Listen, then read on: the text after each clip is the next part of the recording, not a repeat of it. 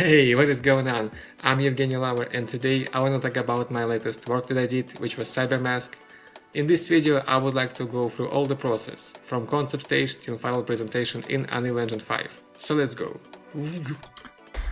When it comes to my personal work, usually I take a concept of a character and spend around 5, maybe 10 months modeling it, refining, feedbacking myself, going back and forth, and basically suffering. In this situation, I felt like I want to do something more quicker and smaller, and the main goal will be to play around in Unreal Engine with shaders. So, I started with a concept search. I went to Pinterest, dial in Cyber Samurai Mask, I choose one guy, then I clicked, and of course I was given a lot more opportunities. If you're gonna scroll down, you'll get more to choose from. So, I ended up with this concept. With this one, I want to try to nail the look, I want to try to nail the shapes, and what is more interesting for me is try to give the same feeling of material and color transitions. So this is the beginning of this journey. And welcome to ZBrush. So here we have this really cool sphere that you never saw before, and since it's gonna be a mask, I'm gonna squish it a bit so it's gonna be just more comfortable to work with. I have my image here of this mask opened up, and I'm gonna go to ZBrush and I'm gonna use this see-through option to kind of see my concept. So here I'm gonna use a move brush to adjust this to the concept itself, this squished sphere. Like that. So this will be like the first really initial stage, just to kind of overall give some feeling of like what is going on, and then just initial start. So if you see that your mesh could be just too broken because you moved too much, you can always use Dynamesh to reset this topology flow. I tend to do it a couple of times. So when I'm happy with these basic shapes, I'm gonna turn off my see-through option, and I'm going to use PureRef to just see my the concept overall. So on this stage, I'm just going to adjust the profile view so it looks like more accurate. So we have a nose, so here we have some eyes, and well, basically the basic things. So I'm gonna show you the first iteration that I did, and here we have the basic shapes, the basic forms. We have nailed the side view also, so the profile is also looking pretty fine. So you might ask me, how did I did those lines, for example? So I used damn standard brush. So with that brush, you can just draw those kind of lines, the pinched lines. And to do so, you need to also hold down Alt by default. Or if you're gonna turn it, like don't hold it, you're gonna do like the inside extrusion or outside with Alt. That was pretty nice to do, and pretty handy brush, honestly, even though it's also basic.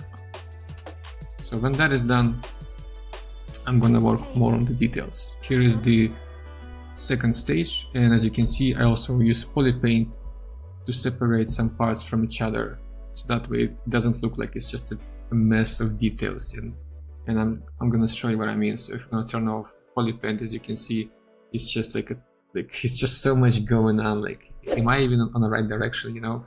So if you're actually gonna use polypaint and separate those layers, let's just those details, those parts from each other, is gonna be like more comfortable to see if you're actually on the right track.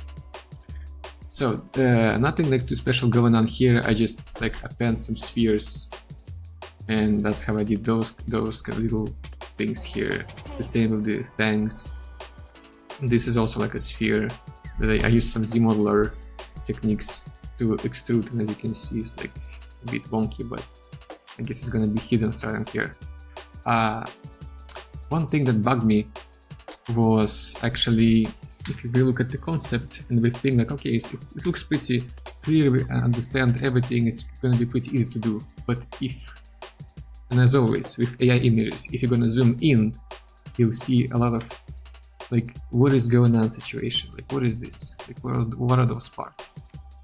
Here is the same, like what is this, how like I just don't understand exactly what is going on.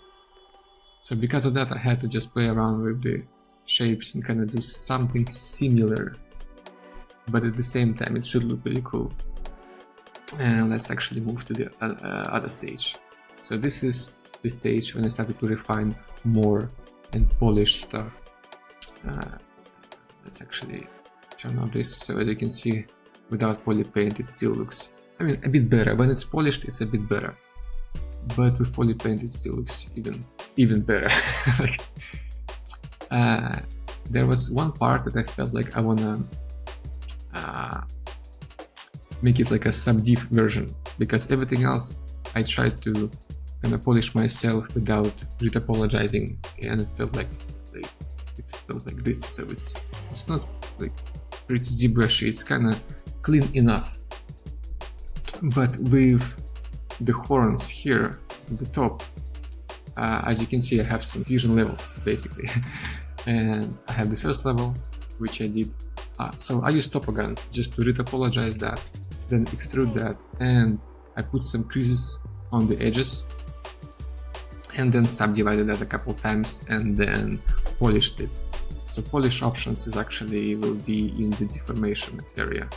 So you have this polish by features, polish by groups, by creases. I also put it to my custom menu tab. Really handy to have. And in some areas, as you can see, it was a bit hard to model. Like, so I felt like I'm just gonna do some lines, I would say. I'm just gonna use trim them standard brush.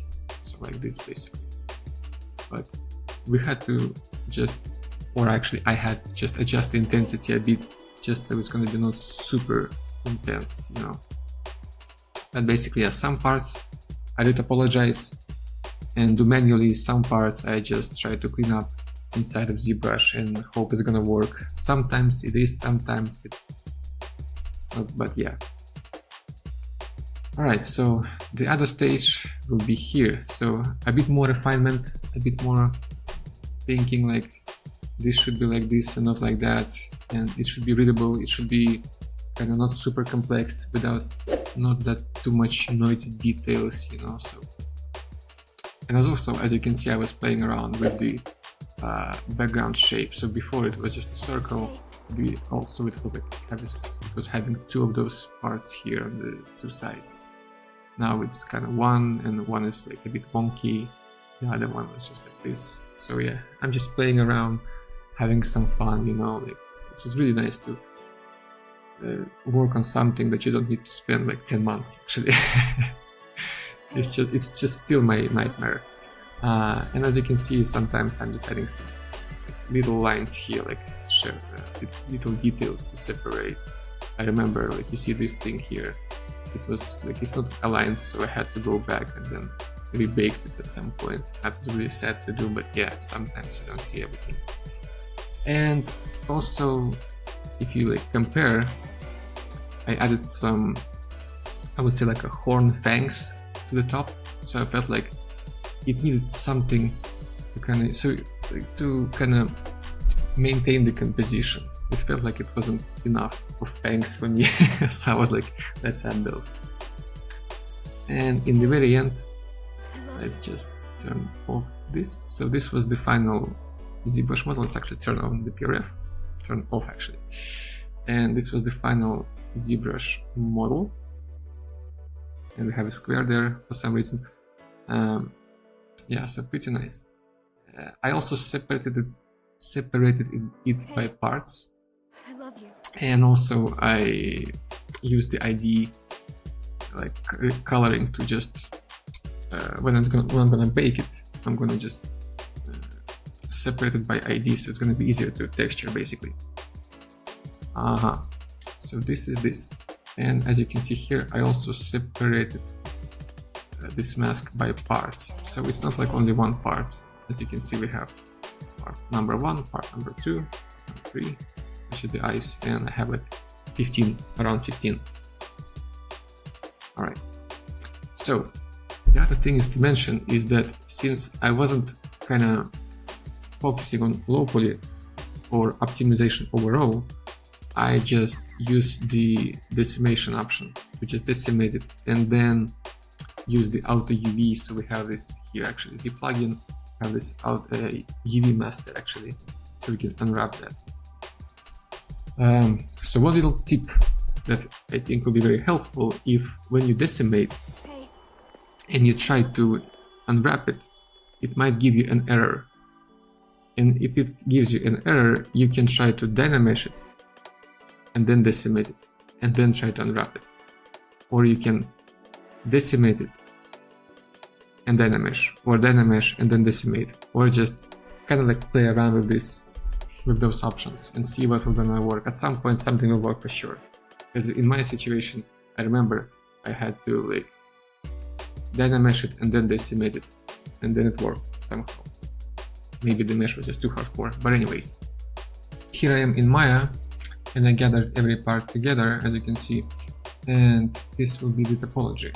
And clearly it's not optimized. Well, maybe some areas here and there, like those wires. I felt like I'm just gonna cry, you know. I just had to cut some loops so I would feel a bit better. But anyways, yeah, so it looks like this, and this is the poly count. It's pretty hardcore, but like, as I said before, I don't care about the optimization when it comes to this mask at this time. And I separated that mask to two materials, and I'm going to show you the UVs. So UVs were also automatic, as you can see here, and I have another material which will be here. And this is also like auto UV layout arrangement. So yeah. And here we're in Substance Painter. So I have two materials, big shapes and details. And here I'm going to show you all the layers that I have. So a couple of things to mention. As you can see here, I use colors to kind of color my layers, so navigation will be easier. And then I also try as much as possible to give a name to my layer, so it should make sense. So dark lines, for example, here, they actually dark lines make sense. So it's so much easier to work like that. So here we are. We're gonna start from the bottom. So I have a big plate folder, which was for the back part. So this was the circle. I think it was just like a few layers with some roughness. It was almost close to being metallic. And then we're gonna go to the main color. So main color was also, let's actually turn on our concept. So main color, so two main colors basically. We have dark one and we have purple one. So this was the first one, and this is the second one. That's how it's separating. And thanks to my ID map, which is here, it was pretty easy to do. So pretty handy.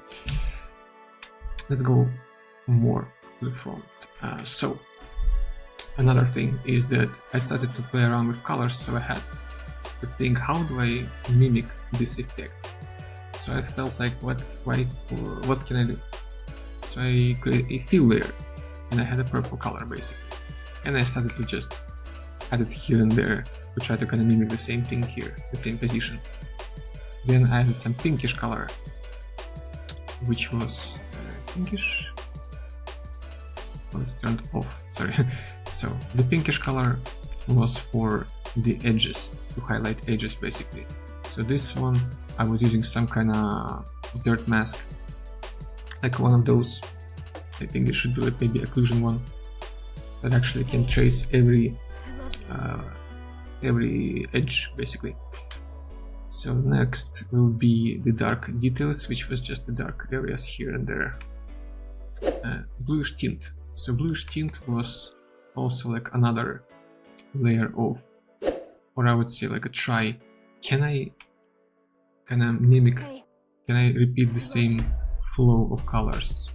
So right now, yeah, it looks disgusting, but in the end it would be very different.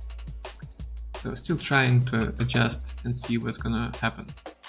And then we have reddish color. As you can see here, and I did add some on the nose and not only on the eyebrows. Here and there, trying to play around, trying to add some colors and see what's gonna happen. And then we go with the fangs.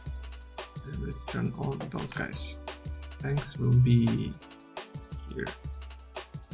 And fangs are pretty basic. We have the basic color and we have some like additional like a depth color, so it's darker. So it's not just solid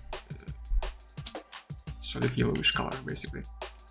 And we have a jaw darker. So here I decided to make the lower part a bit darker, so the front part is standing out more, popping out more basically. You can kind of see that in some games, like when the downside of the character is darker than the upper side. Usually it's like a top-down shooters or something like that, like Diablo for example. Let's go forward and we have dark lines. So dark lines were just to highlight some edges here and there. And also I would like to mention that they have some height also information. So if I turn that off, you see that those lines were baked. That's nice. But I felt like they could be even like extruded more. And to do that, I was just using this height parameter here. But not just do it too much. So custom AO. Custom AO was to add some more depth. Usually you don't need to do that, because when you're gonna export, your AO will gonna be baked in your base color. And that's not really accurate, but for my case, who cares? It's my rules, my world, my model. I can do whatever. So I just wanted to experiment and see what's gonna happen. So by adding the custom AO areas here and there, I was just using basic fill layer and a brush. So it has some like a low stroke opacity mixture in values just to kind of add some shadows here and there to, as I said before, create some depth. And we have some emission and another emission. So if you're gonna go here, you don't see that much of that area here. But I felt like I wanna try to add some emission, you know, I just wanna see if it's gonna look good, which it did in the end, so that was really nice. And we had some, I had to put some like lines here on top, just to kind of have like a top, center, and there will be more on the bottom, on the another layer. Alright, talking too much. The next layer will be details. So details are consisting of small little bolts. I felt like I need to add those so the design is kind of like feels more gathered, I would say. So it's some like parts are connected, not by just being some kind of random creaturey kind of type of mesh. When you have some bolts, it feels like it's more kind of realistic, even though it looks kind of not super realistic, but still. And we have white edges. So white edges were to mimic those areas here. So they could be maybe even more white, maybe more visible, maybe less, it really depends. But in the end, this was the overall base textures for the mask. And another thing to mention is, you see there is this interesting shape, some kind of picture, and I felt like, damn, that kind of looks like my logo in a way. So I was like, well, sure, I'm just gonna add my logo. And that's why it's there. What an interesting coincidence. So let's go to the mask 2, and here it will be kind of the same pipeline. We have some few layers, those ropes, or like wires, I guess. I used the basic pattern that you can find here in Substance. Some glossy effect here on the those parts. The basic metallic, I would say, color, and with some scratches going on top and edge wear. So it's not like super solid. It should have some kind of details, but at the same time not too much. So it's always like a game with balance. Let's go forward. We have fangs. So fangs is the same idea when it comes to those fangs in the previous mask one material. It's just base color with some custom AO shadows that I did. Eyes darker, we have eyes. Eyes are just eyes. Oh, okay, so pinkish color. Pinkish color is here. And let's go to our concept. And we do have something like that here going on. So I just made those fangs a bit more sharp. And I haven't, I don't know, or actually I did add some details here. You don't see those on the concept. And there is a bit pinkish color, I mean, on those areas here. And this was just also done by just a fill layer. I mean, most of the things was done by a fill layer. I don't have that much custom stuff. And we have emission, which was emission on those areas here. And now I have this pipeline when it goes to, like, it's emission here, emission on this, like, close to center, and emission down. So it's like some kind of balance, I would say. And custom AO. Custom AO was basically for the fangs, so it has more depth. And here we are in Unreal Engine, the most fun part of this project. I'm gonna show you the basic setup that I have here with lights. So it's nothing too hardcore. We have a couple lights on the sides and one on the top. And also, as you can see here, I have this eye layer with lights, so they actually are an eyeballs that I'm using. I was like, why not? Looks kind of cool. The other thing to talk about will be shader. So this is the shader, this is how it looks like. We have a diffuse map, and we have another node to be able to change our colors. We have a normal map, we have ambient occlusion, metallic and roughness maps, and a couple nodes that will give us opportunity to change the values, which will be very important in my case. We have also emissive. Emissive is the most fun part of all this shader, because we can change the power of our emissive. We can add Fresnel effect to our emissive, and we also have contrast. That will give us even more opportunities to play around with the effects. So let's go here. And this is how this shader looks like when it's made as like a material instance. So we can control our contrast of emissive, as you can see. Looks kind of cool that we can actually see that there is like these edges that are going to be highlighted, and only those and not anything else. Looks kind of also cool on the top part. The other thing, we have emissive power. Let's actually go back a bit. Yeah, we have emissive power. So we can make it even more emissive while still maintaining the edges. Let's actually go to the full screen. We have power, so we can actually turn it off and on if we need to, and reflect, which is kind of additional power controller. Roughness, well, it's basically the roughness of our mask overall, which also pretty nice to have to control. Yeah, and we also have diffuse color change, so we can change it a bit here and there just to kind of have more, you know, like a blending with colors. So it kind of gives, or I guess adds additional color that kind of blends even more interesting way. You see, like this looks like this now, kind of more interesting here. Alright, so now let's talk about those animated panels that you can see here on the mask. So first thing I did is I went to Maya and I modeled them separately. So we have a mask and we have a panels.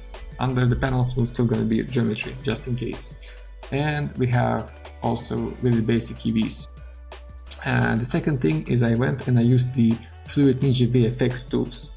Those tools are going to have a lot of really cool shaders that you can play around with. And here is the example of how they look like. Next I went, let's go back here, content, geometry. Next I'm gonna show you how are they actually gonna look like on a plane. So this is one of the shaders, and let's just drag it here, and this is the effect that we're gonna get. Really cool. So I felt like, what if I'm gonna try to put that to my panels, and let's see what's gonna happen. Let's hope I'm gonna do it first try. Yes. So when I saw that, I felt, damn, this is actually pretty cool. What if I'm gonna try to adjust that and play around with the shader? So the final version of that shader that I tweaked is looking like this. So it looks like hell, but if you're gonna put it to my panels here, it's actually gonna look like this.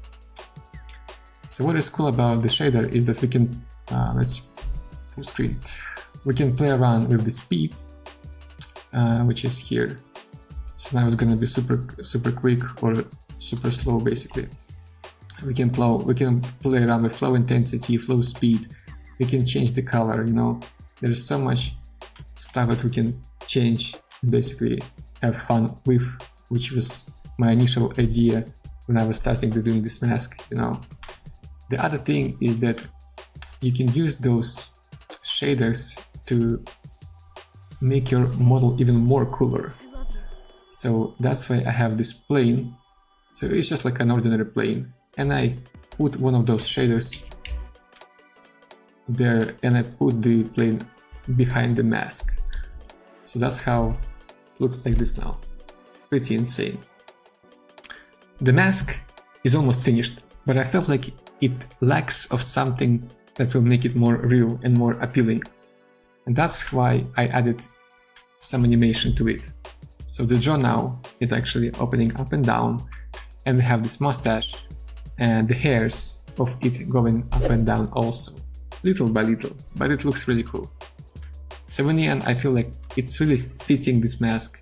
It looks really dynamic, it looks realistic, and it has a lot of stuff going on. It looks pretty nice. In Maya, I will show you the setup. I have a few bones for the mustaches on the left and on the right side, and a couple more for the jaw to be able to open. And the animation looks like this. And the way I did it was actually pretty simple. If you're in Maya, you're gonna change your layout to rigging, and you're gonna navigate to this icon here, which is create joints. You're gonna click this, you're gonna click spacebar, and then you're gonna select the front view and click spacebar again. And now we're gonna click here and another click here.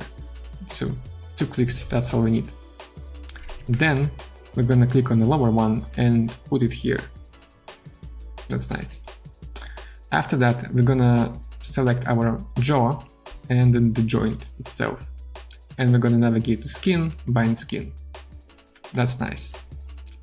After that, we're gonna click on the upper one and we're gonna click rotate Y and then click key selected. That's how we're gonna keyframe our position. Right now it's gonna be 0. Then we're gonna navigate to maybe frame 50, and then add some rotation to it, like this for example. It could clip. In this case it's fine. And then we're gonna keyframe it again, keyframe, and then we're gonna navigate to maybe 85 and then put it to 0. So it's gonna go back to its previous position. And then keyframe selected again. And now we can play around and see that it actually works. Pretty easy.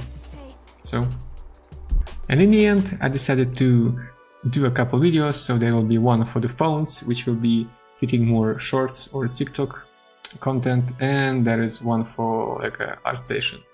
So it's like a full HD. I made a tutorial on how to do those kind of videos in Unreal Engine 5, so feel free to check that out. And the last thing will be basically my ArtStation post, where I just have my videos here. This video I actually made by just recording by using OBS software, and like this is the same. And a few screenshots of the work, like a few angles here and there, close up of course, just to kind of just check out how much time I spent on this. And yeah, and there is also, this was like another color variety version. Like I felt like I want to try to play around also with the colors, because why not? Like I feel like one color is not enough. There should be variety. You know, you just try around and play with the colors. Maybe you will be able to create even a better scheme. Sometimes it happens with me, you know. So yeah, no, yeah. Also there is these stages that I just put, so maybe someone, it will be interesting to find out. And in the end, I made those masks as like a wallpaper versions. So if you wanna use those, also feel free. Let me just actually show you, because I think I have it now. Yeah, so it could look like this. So pretty nice, pretty cool. Alright, so thank you so much for watching, and feel free to join my Discord channel, subscribe to my YouTube channel, and don't forget to watch my other videos. See you next time.